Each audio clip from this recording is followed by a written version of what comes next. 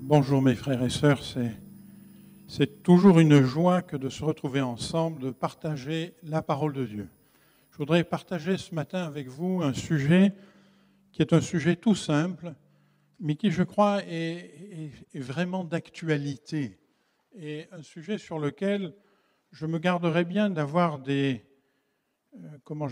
opinions trop tranchées, mais je voudrais partager quelques réflexions avec vous. Alors, si vous voulez bien, on va regarder, survoler, parce qu'on pourrait avoir des séries de réunions pendant peut-être toute une année là-dessus, et là, nous n'avons que quelques dizaines de minutes. Mais on va survoler l'Église de Jésus-Christ. L'Église de Jésus-Christ. Voilà, je crois que c'est un sujet d'autant plus important aujourd'hui que peut-être chacun de nous, alors vous me verrez de temps en temps faire ça, c'est pas que j'ai un tic, c'est qu'on n'a pas trouvé la zapette, alors c'est un langage entre la sœur qui est derrière l'écran pour faire passer les diapos et moi. Hein. Donc elle me regarde et quand je fais ça, elle avance. Voilà.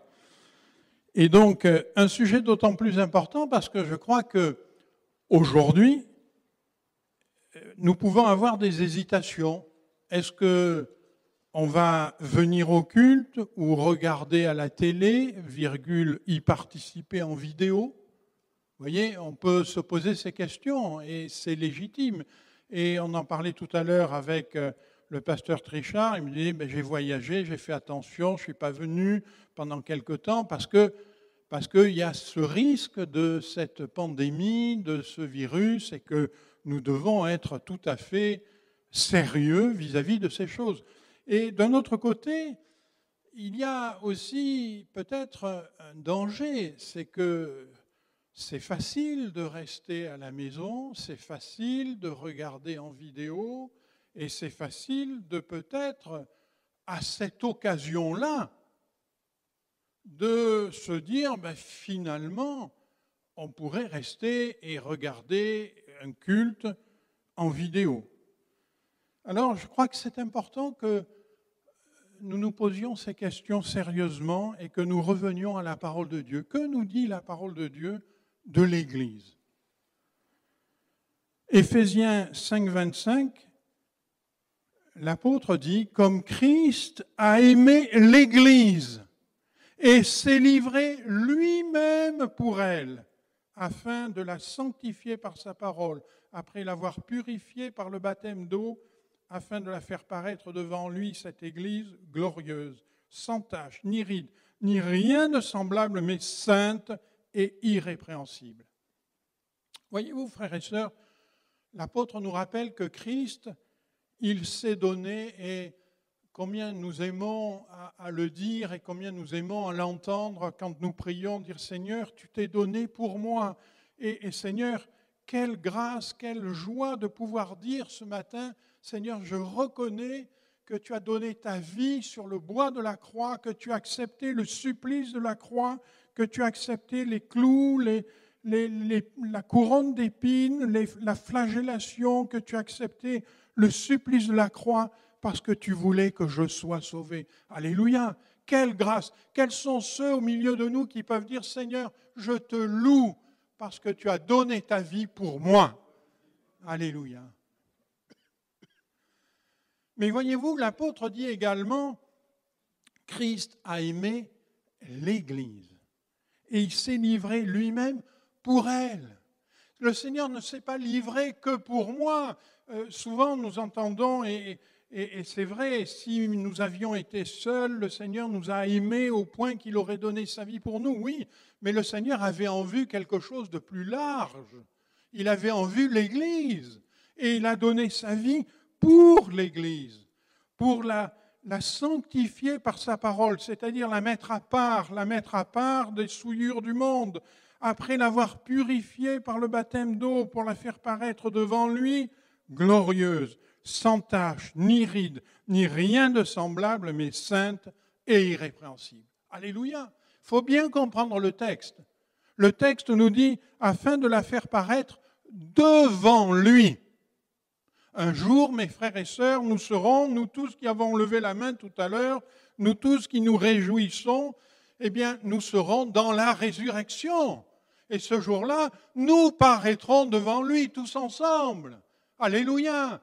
Mon frère, ma sœur, on sera tous ensemble devant lui. Ce sera fini nos petits soucis, nos gros soucis, nos souffrances. On sera devant lui dans la gloire éternelle. Et ce jour-là, nous serons sans rides, sans tache, rien de semblable, mais irrépréhensible devant lui. Alléluia! Combien nous aspirons, combien nous disons, Maranatha, viens Seigneur. Mais ça sera devant lui. Jusqu'alors, l'Église, elle n'est pas encore sans tache, ni ride, ni rien de semblable. On va le voir tout à l'heure. Jésus a donné sa vie pour l'Église. L'Église, elle paraîtra devant lui, sainte, irrépréhensible. Et je voudrais qu'on revienne au fondement de ce qu'est l'Église. Alors, si vous voulez bien, on va le lire dans la parole de Dieu. Si vous avez vos Bibles, vous pouvez prendre Matthieu 16, versets 13 à 18.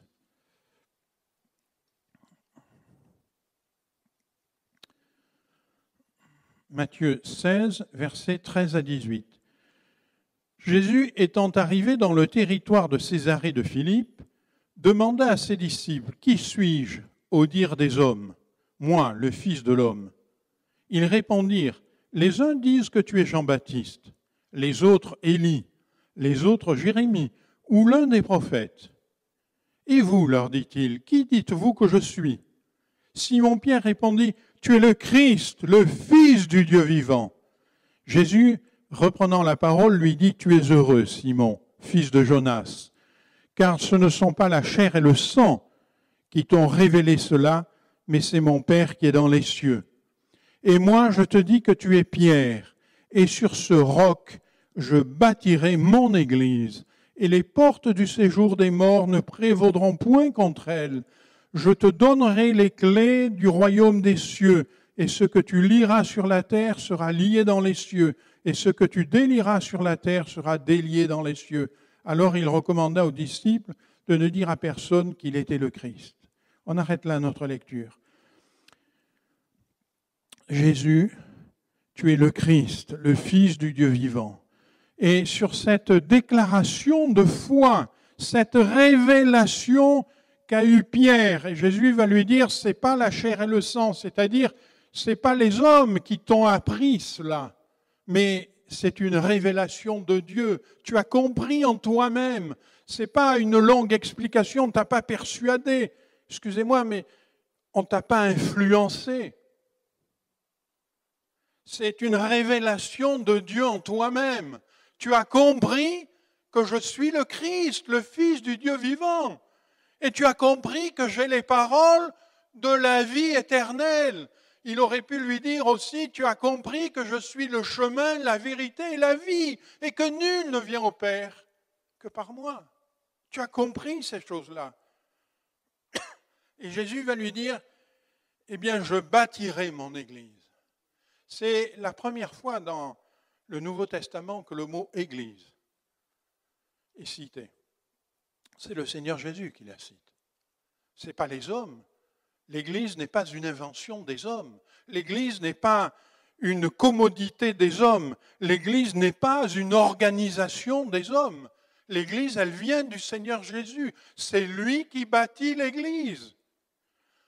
Jésus bâtit son Église. Et il bâtit une Église qui n'est vraiment pas une organisation des hommes. Parce que quelle est l'organisation des hommes qui pourrait prétendre à ce que les portes du séjour des morts ne prévaudront point contre elle? Vous voyez, tout ce que nous faisons dans nos vies, nous avons beau faire les plus grands projets qui soient, et puis un jour on entend les plus grands personnages qui ont été célèbres, qui ont été des idoles pour des gens, qui ont fait bouger des peuples entiers, et puis un jour on entend à la radio, voilà, il a atteint un âge très avancé et il est décédé. Et avec lui, eh bien, tous ces projets s'évanouissent.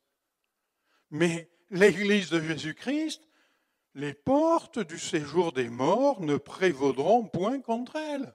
elle sortira des portes du séjour des morts comme elle y est entrée, parce qu'un jour, nous tous qui sommes encore là, peut-être que nous ne serons pas de ceux qui seront transformés en un clin d'œil au retour du Seigneur Jésus, et peut-être que nous passerons par la mort. Mais nous n'y resterons pas, parce que les portes du séjour des morts ne prévaudront point contre l'Église. Comme nous sommes entrés, nous en sortirons aussi. Alléluia, merci Seigneur. L'Église, c'est l'Église que le Seigneur bâtit.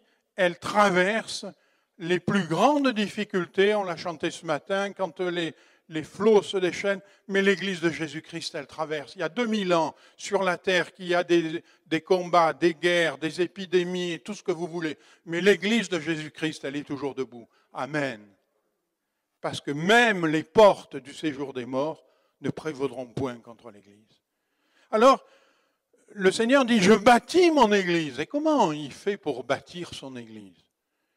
Alors, on va reprendre des versets qu'on connaît tous et que, particulièrement dans ma bouche, vous les avez déjà entendus.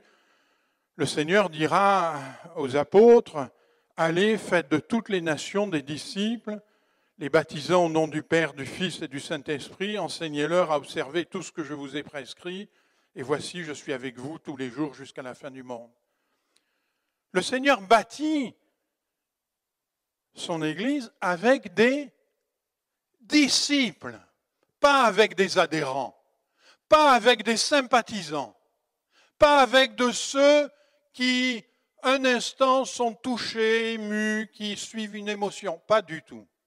Le Seigneur bâtit son Église avec des disciples, c'est-à-dire de ceux et de celles qui ont compris qu'il est le Fils du Dieu vivant, qu'il est celui qui a les paroles de la vie éternelle, qui vont se soumettre à sa parole, qui vont s'engager pour toute leur vie à marcher en conformité avec sa parole, pour autant qu'ils le peuvent, et pour autant qu'ils le comprennent, et en comptant sur sa grâce, et en comptant sur son esprit. Des disciples qui ont été baptisés au nom du Père, celui qui est le créateur de toutes choses, au nom du Fils, celui qui les a pardonnés, qui les a introduits dans la bénédiction du salut et du Saint-Esprit, parce qu'ils comptent sur l'Esprit Saint pour guider leur vie. Alléluia! Combien l'Esprit Saint nous est nécessaire pour guider nos vies. Et le Seigneur va dire, enseignez-leur à observer tout ce que je vous ai prescrit. Ils sont soumis à la parole. Il bâtit l'Église avec des disciples, baptisés, soumis à la parole. Et cette Église-là, elle est intemporelle et universelle. Qu'est-ce que ça veut dire? Ça veut dire que le jour dans la résurrection, figurez-vous que vous serez à côté de tous nos pères dans la foi, toutes nos sœurs dans la foi, tous ceux qui nous ont précédés depuis 2000 ans.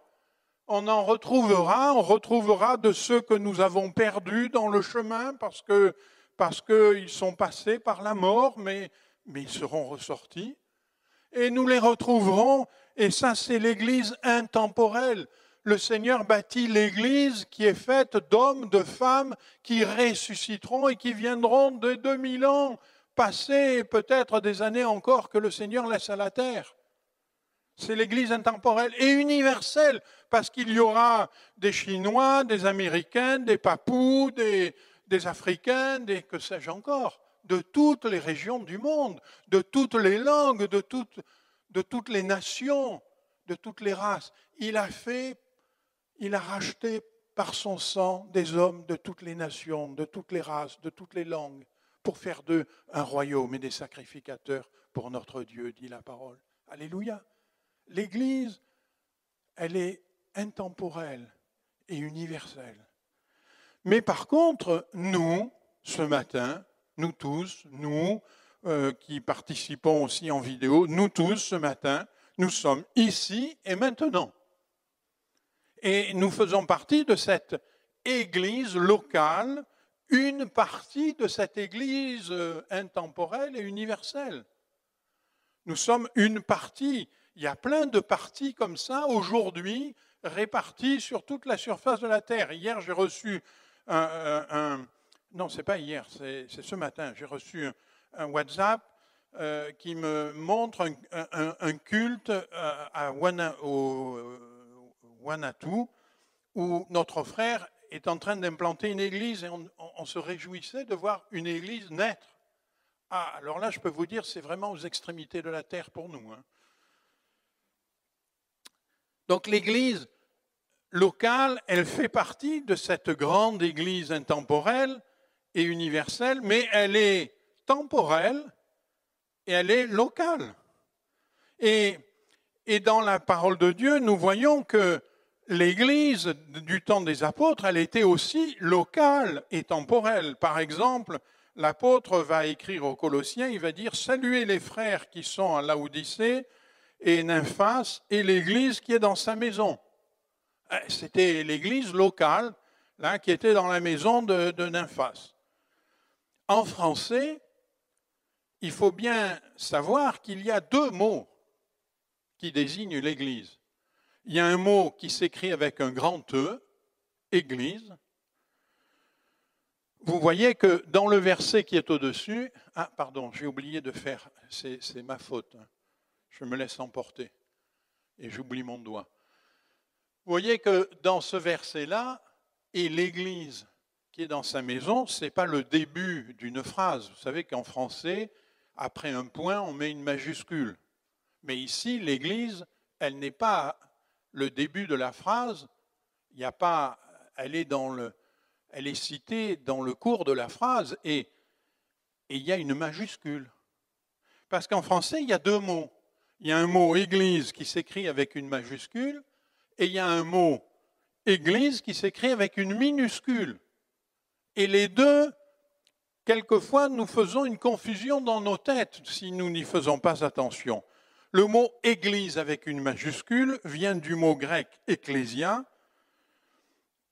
qui littéralement veut dire assemblée ou rassemblement ou convocation d'un rassemblement. Et puis il y a un mot église avec un petit e qui désigne un bâtiment. Et souvent, dans dans l'écriture courante, nous-mêmes, on ne fait pas trop attention et on utilise quelquefois l'un pour l'autre. Mais on va le voir, c'est très différent l'un et l'autre. Et voyez-vous, les questions que je voudrais méditer avec vous ce matin, c'est que dit le Nouveau Testament de l'Église avec un grand E? Parce que l'Église avec un petit e, on comprend que celle-là, elle est vraiment très temporelle. Hein. Parce qu'aujourd'hui, nos bâtiments sont faits de briques, de ciment, etc. On se doute bien qu'il y a 2000 ans en arrière, ils n'étaient pas faits pareil. Et on se doute bien que si on regarde, si Dieu laisse encore des années à la terre, peut-être les bâtiments deviendront très différents aussi. Mais que dit le Nouveau Testament de l'Église avec un grand E? Parce que ce qui va traverser le temps, ce qui va être intemporel, ce qui va être dans la résurrection, c'est l'Église avec un grand E. Ce n'est pas l'Église avec un petit e. Est-ce que l'Église virtuelle a un sens? Parce qu'aujourd'hui, tout devient virtuel. Est-ce que l'Église virtuelle a un sens? Et en disant ça, mes frères et sœurs, ne vous y prenez pas. C'est extraordinaire que nous ayons des moyens virtuels. Lundi, j'ai une réunion avec le Togo. Je ne peux pas y aller, mais on va se voir, on va échanger avec les frères, on va planifier des choses pour que lorsque nous pourrions y aller, eh bien, nous irons. Donc c'est formidable. Mais est-ce que pour autant, on doit s'habituer? La diversité est-elle possible? On entend de plus en plus des gens qui disent « Oh là là, moi je me souviens des églises, au début de ma conversion, c'était comme ci, comme ça, voilà, maintenant il y a des choses différentes qui se passent. Oh là là, je n'adhère plus à l'église à cause de ces différences-là. » Mais la diversité est-elle possible dans l'église? Ça, c'est une vraie question. Est-ce bon de changer d'église? Ça peut arriver de changer d'église, bien sûr qu'on change d'église. Lorsque nous sommes venus de la région parisienne à nous installer près de Aix-en-Provence, évidemment, nous avons changé d'église, parce que le TGV, c'est bien, mais quand même, pour aller au culte, c'est un peu lourd.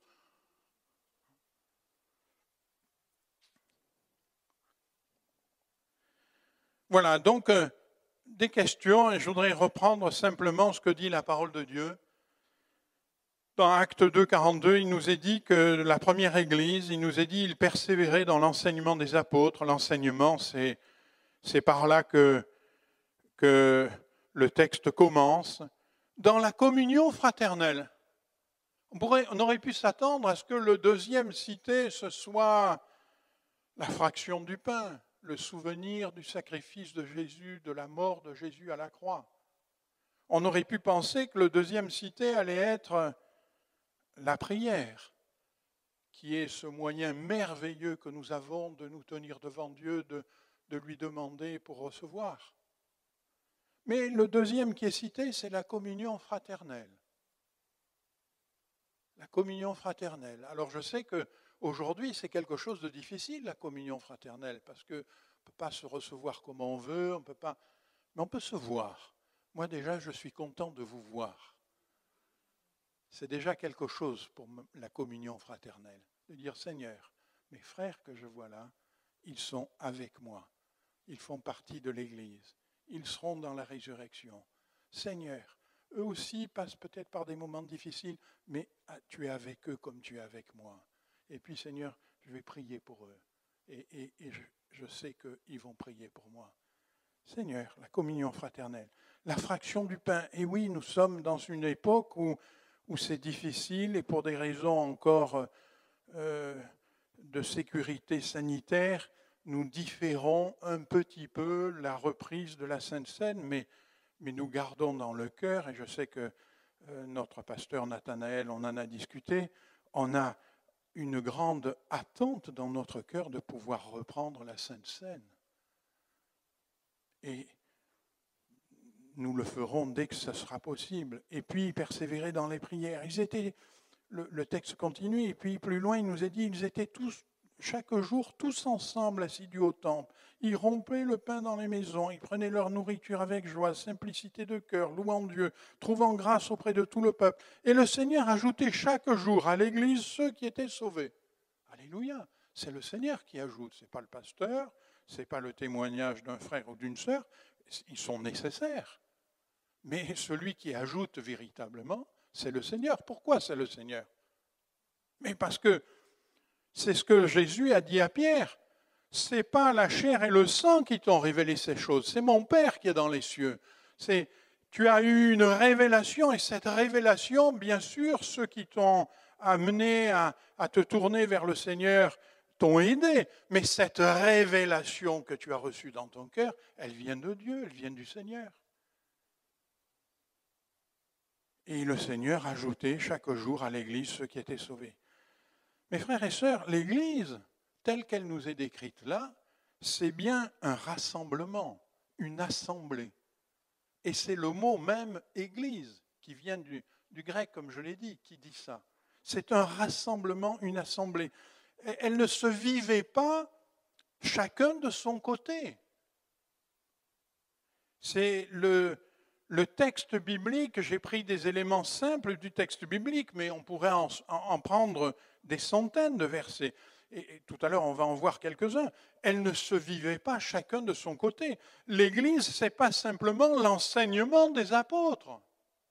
L'enseignement des apôtres, c'est bien, c'est merveilleux, mais ça ne suffit pas à faire l'Église. L'Église de Jésus-Christ n'est pas que faite d'hommes et de femmes qui écoutent les enseignements des apôtres. Ça ne suffit pas. Regardez ce qui nous est dit du témoignage de vie publique. Je ne sais pas si je l'ai bien écrit, c'est le témoignage public de vie. J'aurais dû l'écrire comme ça pour bien qu'on comprenne que public, c'est le témoignage. Mais je voulais... Voilà. Dans Acte 11, 26, il nous est dit, pendant toute une année, ils se réunirent aux assemblées de l'Église et ils enseignèrent beaucoup de personnes. Ce fut à Antioche que pour la première fois les disciples furent appelés chrétiens. C'est-à-dire que les autres ont dit, ces hommes-là, ces femmes-là que nous voyons se rassembler, que nous voyons vivre devant nous, eh bien, ces hommes et ces femmes, ils ressemblent à Christ. Ils sont, en quelque sorte, à l'image de Christ. Et on va les appeler des chrétiens. Et c'est la première fois que les disciples furent appelés les chrétiens. Les disciples, ce n'est pas quelques-uns en particulier. Je vous ai montré tout à l'heure que comment le Seigneur bâtit son Église, il l'a bâti avec des disciples. Et donc les disciples dont il est fait mention ici, c'est tout simplement les chrétiens qui se réunissaient à Antioche, de ceux et de celles qui faisaient partie de l'Église temporelle, locale d'Antioche.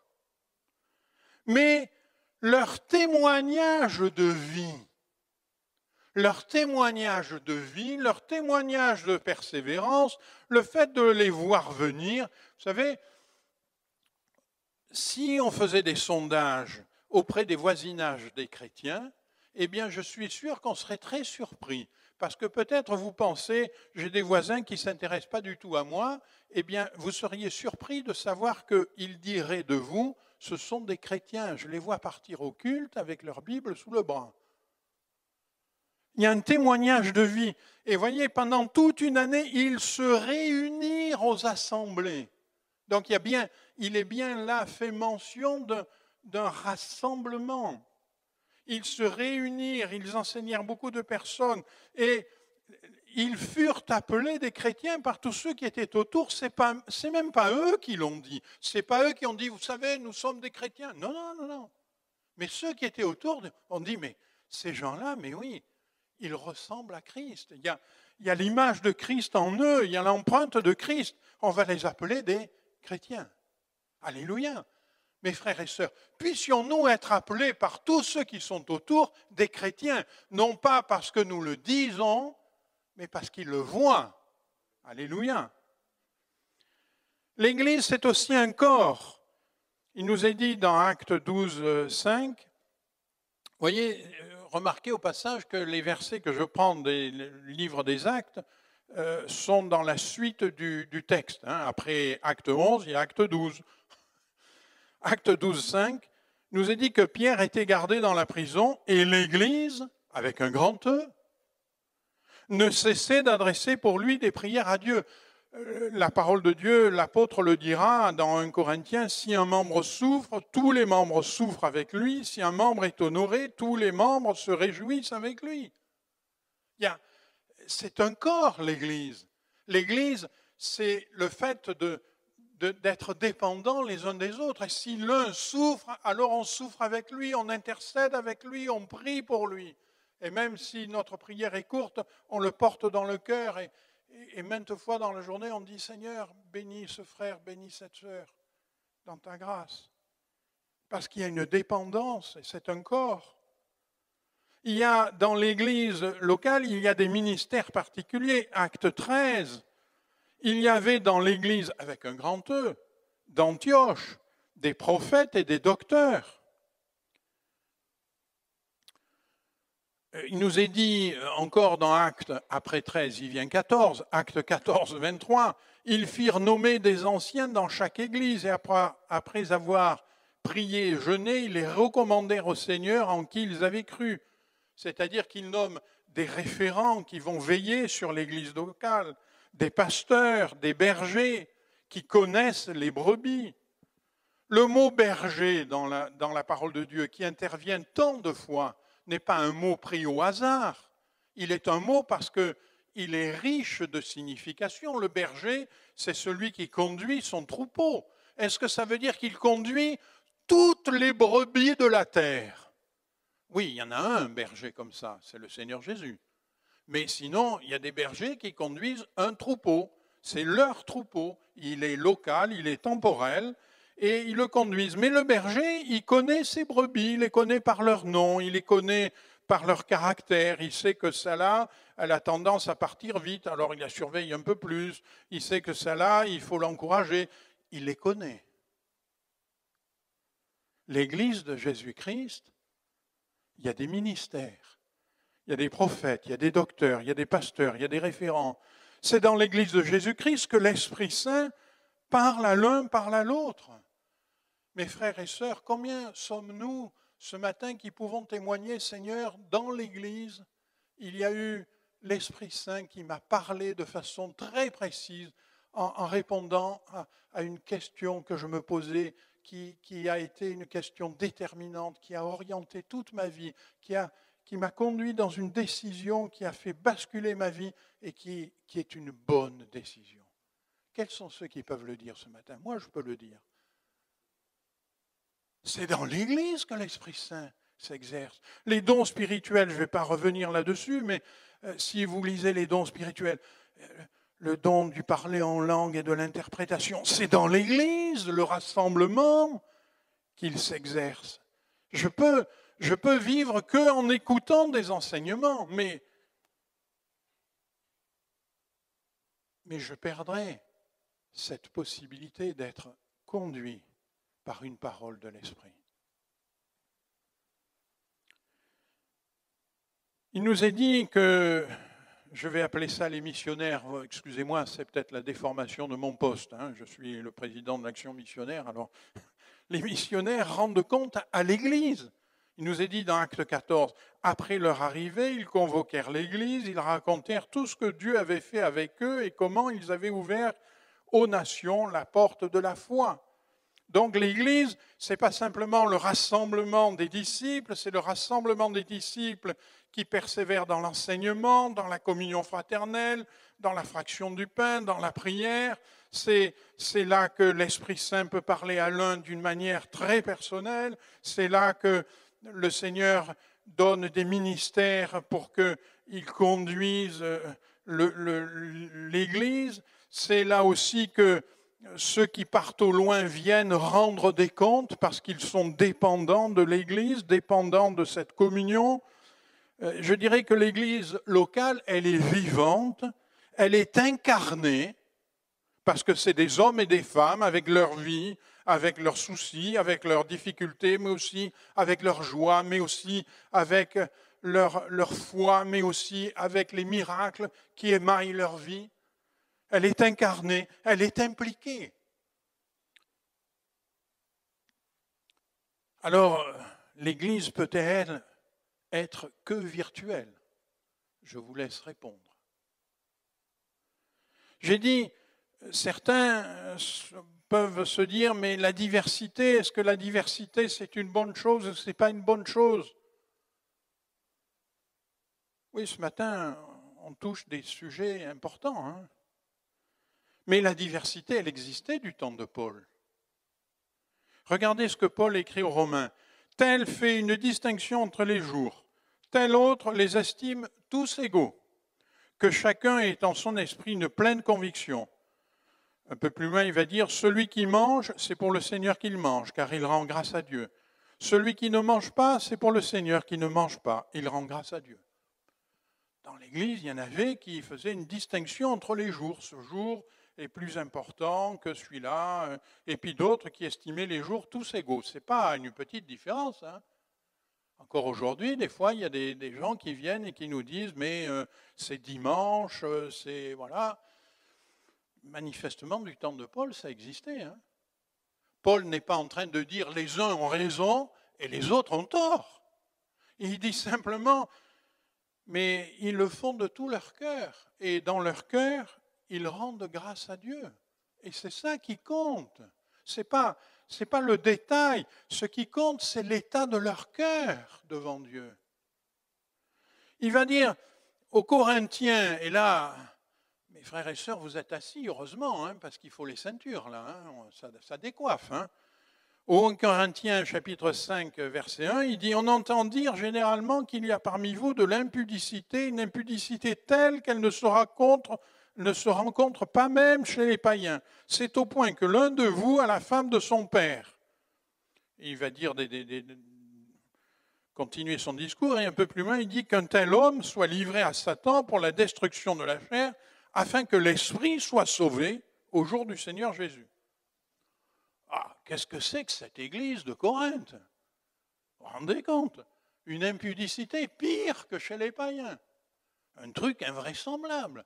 Mais on pourrait dire, mais on va aller voir le pasteur tous les jours, on va lui dire, mais pasteur, là, c'est pas possible, il faut qu'on les mette dehors, il faut qu'il y ait une scission dans l'église, enfin, c'est pas possible, ça.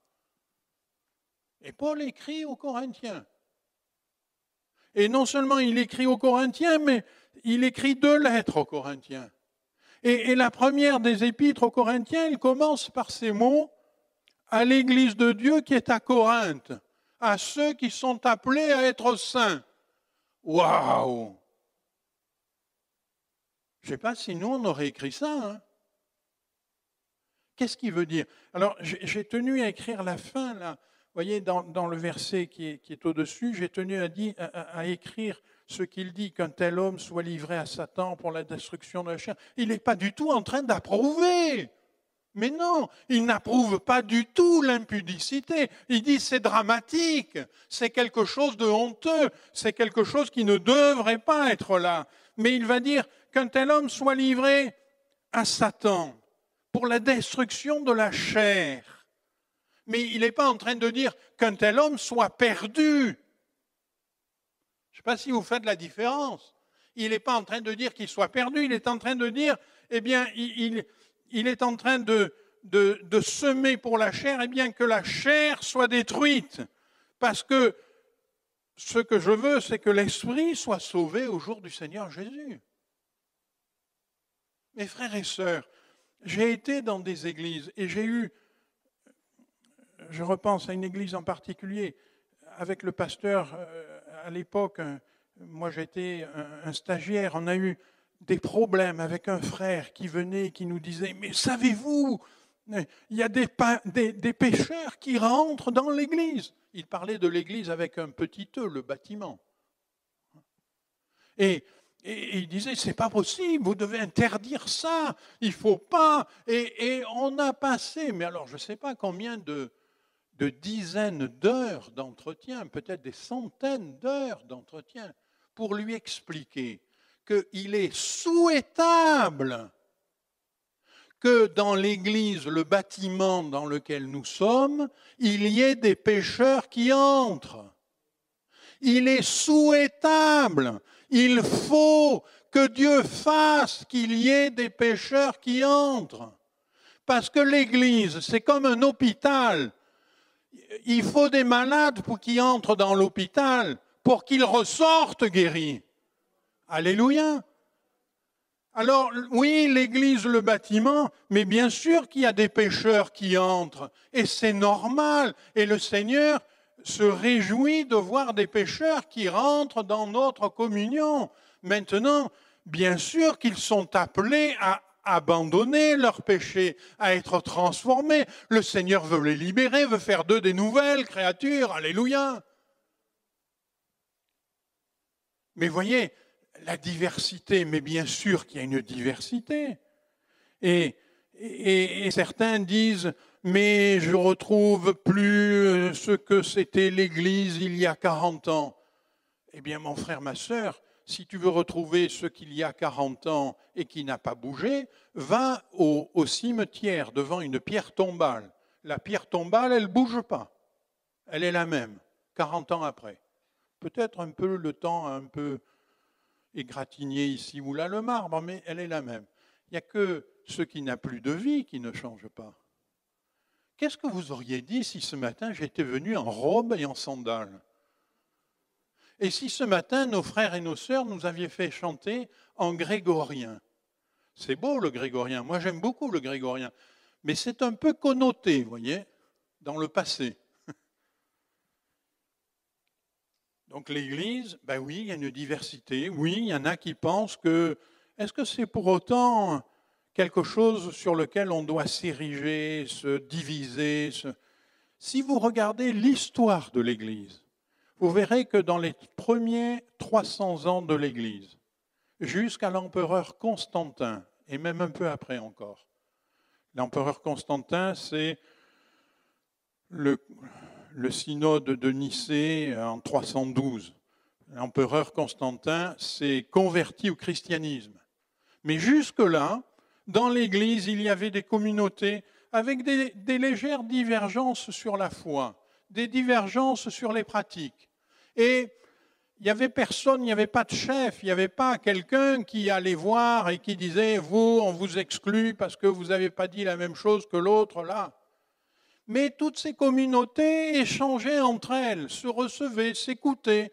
Et quelque part, ça servait aussi de rappel à l'ordre en disant « mais celui-là, il m'a parlé de ça et je ferais bien de regarder dans la Bible comme les chrétiens de Béret qui regardaient si ce qu'on leur enseignait était exact. » Et ça a permis que l'Église de Jésus-Christ, l'Église avec un grand E, traverse les siècles en restant fondée dans la foi.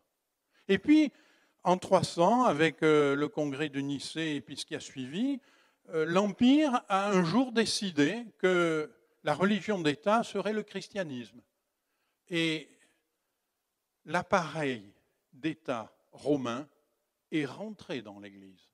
Ça a donné l'Église catholique romaine, qui, elle, a voulu unifier les choses. Et à partir de là, elle a dévié. La diversité n'est pas toujours dangereuse. Elle est aussi salvatrice.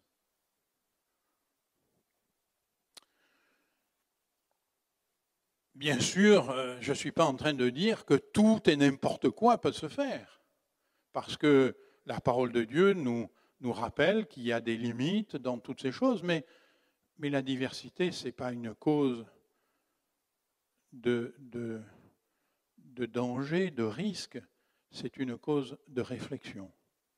S'il est différent de moi, et si de tout son cœur il aime Dieu, alors pourquoi il est différent de moi? Alors, est-ce que lui, il n'a pas compris quelque chose que moi, je n'aurais pas compris? Et lui, il devrait se dire la même chose. J'ai dit tout à l'heure le fait de changer d'église. Je vous ai dit qu'on a forcément changé d'église parce que pour aller à l'église, je préfère prendre ma voiture que le TGV. Il peut y avoir d'autres raisons bonnes de changer d'église. Je me souviens dans une des églises où je suis passé, quelqu'un qui était une famille très importante de l'église et il se trouve qu'un des membres de la famille avait divorcé, trompé sa femme, etc. Et s'était remarié avec quelqu'un, lequel quelqu'un devenait chrétien et s'est dit, je vais revenir dans l'église. On lui a conseillé, on lui a dit, si tu reviens dans l'église, alléluia, merci Seigneur, c'est merveilleux, le Seigneur pardonne, mais on te propose de te rattacher à une autre église, parce que le Seigneur, il pardonne, il efface. Mais nous, on n'est pas encore tout à fait parfaits. Je ne sais pas vous. Il y en a parmi nous ce matin qui disent, moi je suis aussi parfait que le Seigneur Jésus. Il pardonne, il efface, il oublie. Y en a-t-il au milieu de nous? Nous le saurons au jour de la résurrection. Et puis il y en a qui ont la démangeaison d'abandonner son Église. C'est curieux ça, hein? Je vous ai dit, j'aborde des sujets importants. Hein? La démangeaison d'abandonner, c'est pas moi qui le dis, hein, c'est la parole de Dieu. Regardez ce qu'elle dit. Hébreux 10, n'abandonnons pas notre assemblée comme c'est la coutume de quelques-uns, mais exhortons-nous réciproquement, et cela d'autant plus que vous voyez s'approcher le jour. Cela d'autant plus que vous voyez s'approcher le jour. Et l'apôtre dit, n'abandonnons pas notre assemblée comme c'est la coutume de quelques-uns. Donc il y en avait quelques-uns qui manifestement c'était leur coutume. Ils faisaient, vous savez, comme les coucous qui vont dans le nid des autres, un moment, ils restent un moment, puis après ils s'en vont et ils vont trouver un autre nid. Et vous savez, quand on a soi-même un problème, c'est le meilleur moyen de ne jamais se confronter à notre problème. Quand quelqu'un a un problème, qu'il côtoie des frères et sœurs, alors au bout d'un moment, vous savez, c'est un peu comme les galets de la plage. Hein. Ici, il n'y en a pas. Moi, je suis originaire du côté de Nice, Monaco. Il y avait des plages de galets et les galets, ils sont tous ronds, ovales, mais ils sont lisses. Pourquoi? Parce qu'ils se frottent les uns aux autres. Mais si vous preniez une pierre que vous mettiez sur la plage, une pierre avec des angles vifs, que vous la mettiez sur la plage 2 jours, puis vous l'enlevez, vous la mettez ailleurs 2 jours, et vous faites ça tout le temps, au bout de 10 ans, elle a toujours les mêmes angles. Parce qu'elle avait un problème, mais elle a fait en sorte de jamais s'y confronter. Attention, mes frères et sœurs. Attention que nous ne soyons pas dans cet état-là, quoi. Donc, manifestement, c'était la coutume de certains qui abandonnaient leur église, qui allaient comme des papillons de l'un à l'autre. Et l'apôtre poursuit en disant « Exhortons-nous ». J'aime bien ce « exhort ». Il ne dit pas « exhortez-vous », il dit « exhortons-nous ». C'est vrai aussi pour moi, mes frères et sœurs. C'est vrai pour chacun d'entre nous. Exhortons-nous. D'autant plus que cela que vous voyez s'approcher le jour. Mes frères et sœurs, je vais terminer par là. Nous voyons s'approcher le jour. Tout ce que nous entendons, nous comprenons que le monde est en train d'aller vers ces derniers soubresauts. L'écologie, la glace qu'ils font au pôle, enfin, tout nous le montre. Il est temps, mes frères et sœurs, de nous attacher à l'essentiel. Il est temps de nous attacher non pas à la forme du chant que l'on chante, non pas à savoir si on a été un peu plus long, un peu plus court, mais nous attacher à la parole de Dieu, nous attacher au Seigneur, nous attacher aux promesses de Dieu, nous attacher à l'Esprit Saint, nous attacher à la communion fraternelle. Il persévérait. Alléluia. Soyons de ceux et de celles qui persévérons. Je voudrais qu'on termine rapidement en lisant le psaume 133, ce psaume qu'on connaît tous, mais qui est tellement simple et tellement bon à lire. Cantique des degrés de David. Voici, ô qu'il est agréable, qu'il est doux pour des frères, et je rajoute des sœurs, de demeurer ensemble. C'est comme l'huile précieuse qui, répandue sur la tête, descend sur la barbe d'Aaron, qui descend sur le bord de ses vêtements. C'est comme la rosée de l'Hermon qui descend sur les montagnes de Sion. C'est là que l'Éternel envoie la bénédiction, la vie pour l'éternité. Amen. Frères et sœurs, on pourrait se lever pour terminer le culte et dire, Seigneur, nous voulons persévérer, nous voulons rester attachés à l'Église de Jésus-Christ, celle pour laquelle tu as donné ta vie, l'Église que tu chéris. Mes frères et sœurs, j'en profite pour vous dire, souvent on dit, Seigneur, bénis l'Église. Plus ça va, plus je dis, Seigneur, bénis-nous dans l'Église. Parce que bien sûr que le Seigneur va bénir l'Église. Pensez-vous, il a donné sa vie pour elle. Comment ne la bénirait-il pas?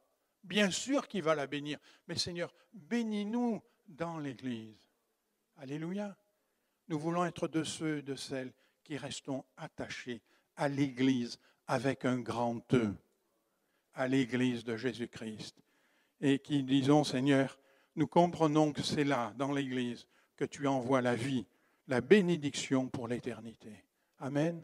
Seigneur notre Dieu, quelle grâce de faire partie de l'Église de Jésus-Christ. Quelle grâce de savoir, Seigneur, que bien sûr, il y a eu de ceux et de celles qui nous ont conduits à écouter la parole, qui nous ont donné leur témoignage, mais que c'est toi qui as bâti l'Église et que tu l'as bâtie avec des révélations profondes dans nos cœurs et que, Seigneur, tu nous as donné de nous attacher à toi, de nous attacher à ta parole, d'être soumis à ta parole, de donner nos vies, de nous engager. Et maintenant, Seigneur, tu prends soin de nous, tu prends soin de cette Église, tu prends soin à un tel point que les portes du séjour des morts ne prévaudront point contre elle. Tu prends soin parce que tu donnes des ministères, tu prends soin parce que l'Esprit Saint la conduit, tu prends soin, Seigneur, parce que tu répands la vie et la bénédiction pour l'éternité dans ton Église. Que ton nom soit béni, Seigneur. Merci pour nos vies. Bénis-nous dans l'Église, au nom de Jésus-Christ. Amen. Alléluia, mes frères et sœurs, que le Seigneur vous bénisse, nous bénisse dans l'Église de Jésus-Christ.